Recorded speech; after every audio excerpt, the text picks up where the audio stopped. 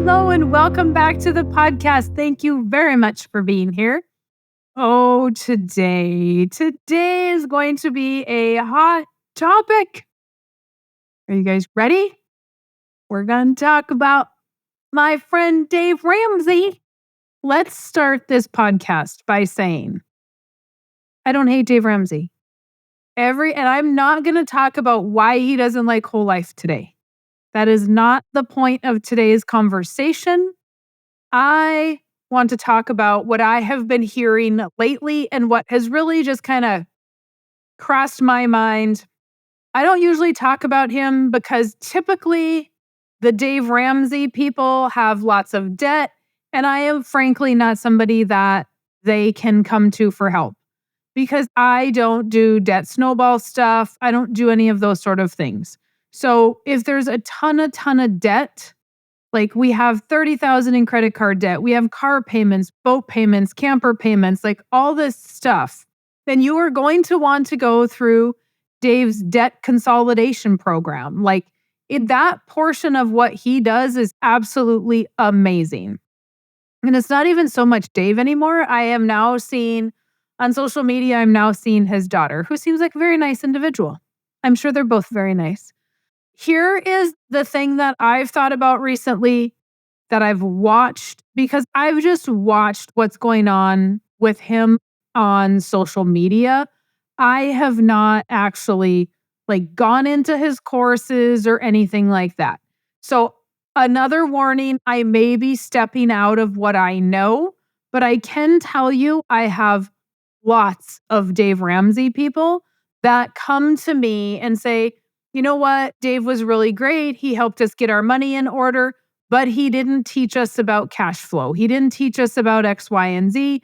It does not work for those things.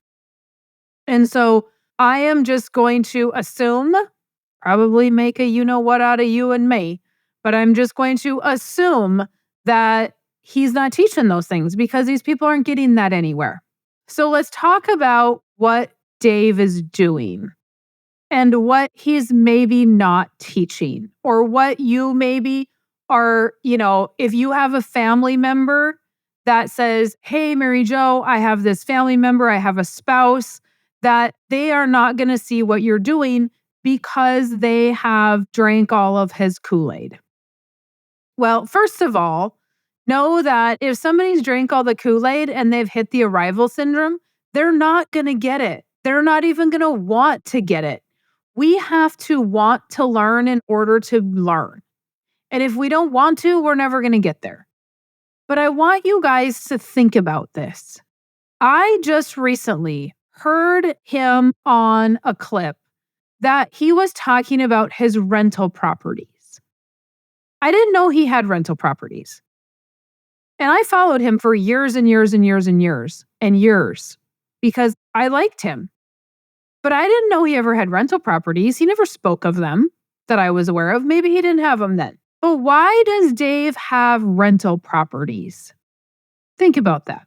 He's telling you to go pay cash for everything. And he probably paid cash for those rental properties. But why does he have them? So that he can have cash flow, people. And why does he want cash flow? Because he may want to retire someday. And if he retires, he's going to have to pull all this money out of the market, right? If he's got all his money in the market, and I say if because have we ever seen his money? Do we know what he has for a rate of return? Do we know why he bought rental property? Do we know when he bought rental property? If he has rental property, he has expenses that he can deduct during retirement. Because if Dave has a ton of money in the market at 65, when he goes to withdraw this money, if that's when he retires, that comes to him as ordinary income. Well, how is he going to mitigate his taxes? By buying rental property and depreciating it over 7 years. How is he going to mitigate his taxes with passive income? Because with passive income, you are not in the ordinary tax bracket. You are paying federal, state, not Social Security, and Medicare.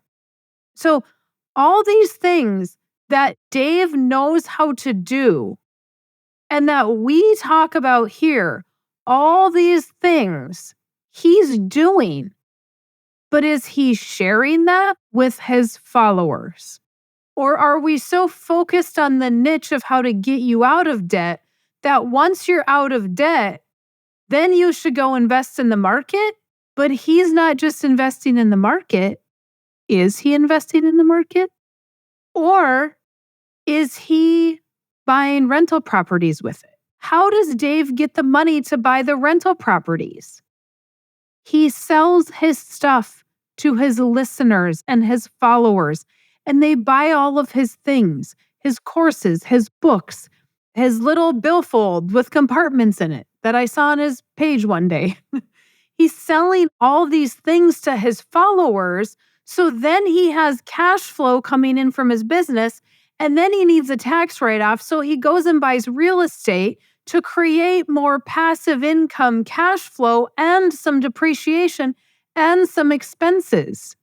All the things on how to create wealth while he's teaching everybody else to be debt-free. Wait to buy your car until you can pay for it with cash. Wait to buy that apartment building until you can pay for it with cash. How are you going to buy an apartment? How are you going to buy a rental property with cash if you punch a clock and your income is capped? You're probably not. I was there, people. I was trying to do it. I had Dave Ramsey in one ear and I had Robert Kiyosaki in the other. And I was trying to buy property, but Dave said pay cash for everything. So I was paying cash for everything. And I didn't have a whole ton of debt, but I wanted this rental property, but I couldn't buy the rental property because I'm supposed to pay cash for it and you're not supposed to go to the bank. Well, how is Dave getting the money to pay cash for his rental properties if that's what he's doing? He is selling you a bunch of stuff. He does not punch a clock. He owns a business and he knows how to market and he knows how to sell. And so therefore, he has all of this money that he can go do all of these things with. So should you live below your means and punch a clock? Or maybe should we figure out what kind of business we should have and we should hustle and we should sell some stuff. We should provide a service. We should make a bunch of money and then we can go buy this property. And do we want to borrow money for the property? Yes, we can if we're not in over our heads. I mean, for heaven's sakes, you got to be smart about it, right? And so we maybe don't need to pay cash for it. If he did, it's because he's got a successful business. No different than if I go buy rental property and I pay cash for it because I have a successful business. I've busted my butt. I've built it. And now the rewards are paying off, but I had to have the cash flow in order to buy the property. Do you see what I'm saying? Are you following me, my friends? He is telling us to do the opposite of what he's doing. And he is keeping us in this negative mindset that money is hard. I will never get there. I have to do it this way or no way. I can't live above my means. And I don't want you living above your means and spending money you don't have either. But the question isn't, I can't have that. That's not a question. That's a statement. The statement is not, I can't have that. That it should be a question of, what do I need to do to get that? How can I have that? The question disappears when we have a negative mindset that we can't do something. All of a sudden, our brain shuts down and says, okay, we can't fix this problem because we're in a negative state. If we move our brain to a positive state, which is how can I, that opens up the possibilities and things will start to flow in. This is why I get so excited about stuff because it's like all these possibilities. I'm just always open to them and I can see the potential of them. But when we are stuck in this, and I never saw the potential, I didn't understand how I'm supposed to buy real estate because I wasn't open to those opportunities, to those strategies, because I'm over here in Dave world and he's telling me to pay cash. When I tell you guys, I followed him and Susie Orman. I was watching it on TV. I was the person. I was doing it. And I didn't drink all the Kool-Aid. So I was still open to like, what is the answer? Because I'm not getting it done. So what is the answer? I am picking pennies up off the floor. My kids are calling me Mr. Krabs. I am washing bags. We are not using paper plates. Like, I was adamant. I was making everything. I didn't go out to eat. I was making all my meals. I was baking all my stuff. I didn't splurge on anything, and I still did not have what I needed. And so we are supposed to pay all of our bills. Then we're supposed to put all of our money in this investment that makes some arbitrage rate of return. And then with anything left over, we go create cash flow? Or do we do what Dave does? And we start a business and we create cash flow now. We buy a rental property and we create cash flow now. We buy some more cows and we create cash flow. We rent some more land and we create cash flow. We lease a tractor so we can farm the land and we create cash flow. Can we think about it differently? Because keeping us broke keeps us going back to him for advice. And it's a very scarcity-driven piece of advice. I also heard Robert Kiyosaki say, my friend Dave Ramsey. He said, I don't agree with everything Dave says, but Dave is my friend. So my thought on that is if Dave likes Robert, then he obviously agrees with some things Robert is saying. Maybe he's taken Robert's advice and bought some rental properties. I don't know. I would love to see Dave's portfolio. I've never seen that he has shared it, but I don't follow him on a day-to-day basis, every minute of my day. Has anybody out there in my world, my listening world, have any of you seen his portfolio? His investment portfolio? I would love to see it. And then I would love to see his real estate portfolio. What is he doing? This is all aside from the whole life piece. He clearly doesn't like infinite banking. He's clearly doing this outside of the infinite banking world. I frankly don't care. He's missing the uninterrupted compound interest and he's missing the dividends and he's missing the death benefit, but I don't care. I care that so many people are struggling and they think they need to be debt-free when he is out there creating cash flow and he's taking that cash flow to create more cash flow. And we are all sitting here wondering what we are supposed to be doing with our money and how do we get ahead? How do we have the nice house like Dave Ramsey? How do we make the amount of money that he makes? He has a business and he runs it like a business. And I know that he does a lot of business seminars and speaks at them, and those are wonderful. I have attended one of those, and those are wonderful.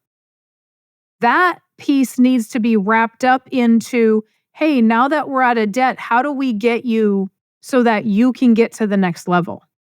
So if you have somebody in your family that says, I'm not listening to Mary Jo because Dave has all the answers, then it's funny because Mary Jo is actually talking about how to create cash flow.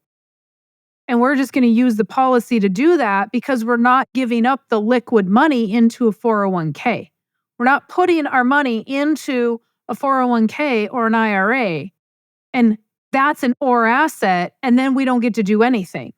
No, we're going to put it in the policy and we're going to go create cash flow. I don't care if you agree or disagree with infinite banking. Putting it into some sort of an investment stops the ability to make more cash flow because a 401k and an IRA does not create cash flow. It creates a savings account that may or may not be there when you need it. And at that point, it does not create cash flow. It creates a disbursement at 59.5 or 65 or 70 or whenever you decide to take it out. We are withdrawing money. Cash flow is just that. Cash keeps flowing. 401k goes down and it can run out of money. So it is a disbursement of income. And then we have to worry about taxes and where we're at with taxes and all the other good stuff. So keep that in mind. When we are talking about Dave, there's a lot of good stuff that can come out of his teachings. And if you cannot manage money, he is the person to go to. But if he's not teaching you how to create cash flow, Once we have the money, then what? Do we really need to put extra money on the house?